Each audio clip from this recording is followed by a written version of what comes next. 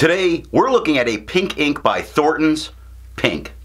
Hi, I'm Adam, and I'm an ink guy. I get inks, test them, and share the results with you. Now, there's timestamps down below so that you can skip around to the parts you're most interested in, but if you've got the time, I'd appreciate you checking out the entire video. You can also follow me over on Instagram, and if you're new here and like fountain pen inks, I would invite you to subscribe. I do a new ink review daily. To make sure I have a range of experience with the ink, I do the writing samples. I then put the ink into this Parker jotter with a medium nib, used it to write for a day, and to take the notes for this video. In order to have some standardization in my writing samples, I always use Clairfontaine, Tomoe River, and Rhodia paper. Now, let's look at the writing sample. I picked this ink up in cartridge form, and to keep my writing samples consistent, I use a Jinhao 159 with a Goulet 1.1 stub, a Jinhao X450 with a Goulet medium, and a Jinhao X750 with a Goulet extra fine. Let's take a look at the Clairfontaine with no bleeding, no ghosting. The 1.1 has no feather, spread, halo sheen, and no shade. The extra fine is just a hair lighter than the stub with no feather, spread, halo sheen.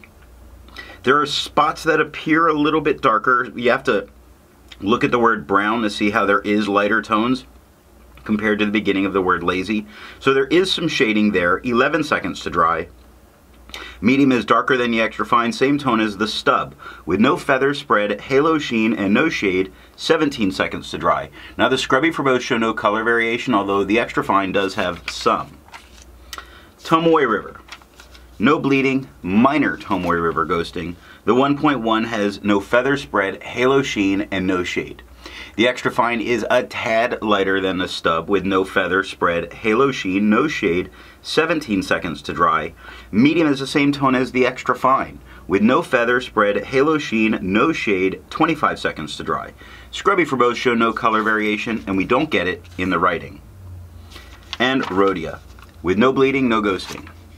The 1.1 has no feather, spread, halo sheen, and no shade. The extra fine is a lot lighter than the stub with no feather, spread, halo sheen, no shade. 12 seconds to dry. Medium is darker than the extra fine, about the same tone as the stub with no feather, spread, halo sheen, no shade, and 18 seconds to dry.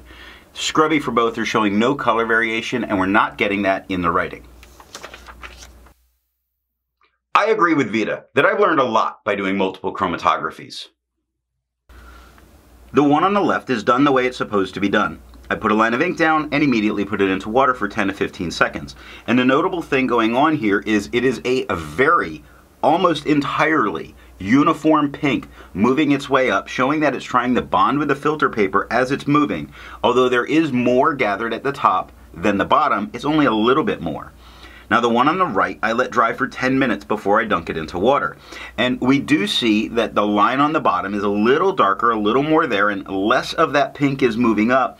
Although it's still giving a fairly uniform tone moving up, I do think that there's going to be a little bit of hold on with this ink. Resistance tests are done to see how well this ink can be expected to perform on the page, and more importantly, how hard it may be to clean from your pen. I let the smear dry for 3 days before testing it. Looking at the highlighter, I feel safe using this in a note-taking situation because I didn't lose anything when I went back and highlighted. Now, water's lifting all the darkest tones, but leaving all the lighter tones, and I had the same problem in my converter. Pen Flush is doing just a little bit more than what water did. You are starting to see that with only 30 seconds, it was breaking down the ink that was on the paper. I did have to use Pen Flush to get this out of my pen. The 1/3 bleach solution completely removes it from the paper. For the inks I've tested, I have found an average viscosity of 2.5, with the realm of normal being from 2.1 to 2.9. Now I'm going to link a video where I show how I test it and how I calculate the data. Thornton's Pink has a viscosity of 1.82, making it a wet ink. To find my average dry times, I use my writing samples done on Clairfontaine, Tomoe River, and Rhodia paper. I average all of those. Now for the inks I've tested, I've found an average dry time of 17 seconds, with the realm of normal being from 13 to 21 seconds. Thornton's Pink has an average dry time of 17 seconds, making it not just normal, but average. Instead of finding inks that look like Thornton's pink, I would prefer to find an ink that complements its color on the page. I wanted a nice purple, and I chose Robert Oster's Charcoal, because it's not really a gray, it's a purple. The second writing sample is done on TWSBI and Moleskine paper. Here we're looking at TWSBI notebook paper. Now we get no bleeding, no ghosting. The 1.1 has no feather spread, halo sheen, and no shade. The extra fine is a lot lighter than the stub, with no feather spread, halo sheen, no shade. A very nice tone here. 13 seconds to dry. I think I prefer this tone to the others. Medium is the same tone as the stub, with no feather spread, halo sheen, no shade, 18 seconds to dry. Now the scrubby for both show no color variation, and we didn't get it in the writing. Last up is Moleskine. Now we do get some bleed that occurs with the medium. It's not touching the page underneath. The extra fine gets little spots of it, but really not too bad. The medium has some show through. The extra fine has none. The medium has a bunch of feathering that's occurring. It's a little distracting, but you'd be able to read it without a problem. No spread, no halo, no sheen, no shade. The extra fine is a little bit lighter than the medium, with no feather spread, halo sheen, no shade, 2 seconds to dry. The scrubby shows no color variation, and we didn't get any, and that's all that I have for writing samples.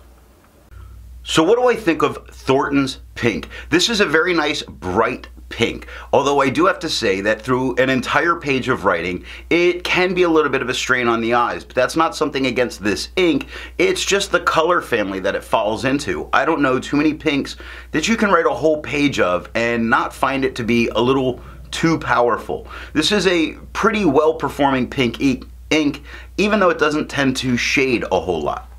So what nib and pen are going to give the best writing experience with this ink? Now there is some tone variation depending on how wet your pen is and the broadness of your nib, but I do find the tone that it puts down from all of the pens to be a pretty pleasant pink in itself. So it's dealer's choice. If you've made it this far and you've enjoyed the video, give it a thumbs up, and if it's your first time here, I'm going to remind you to subscribe. Thanks for watching.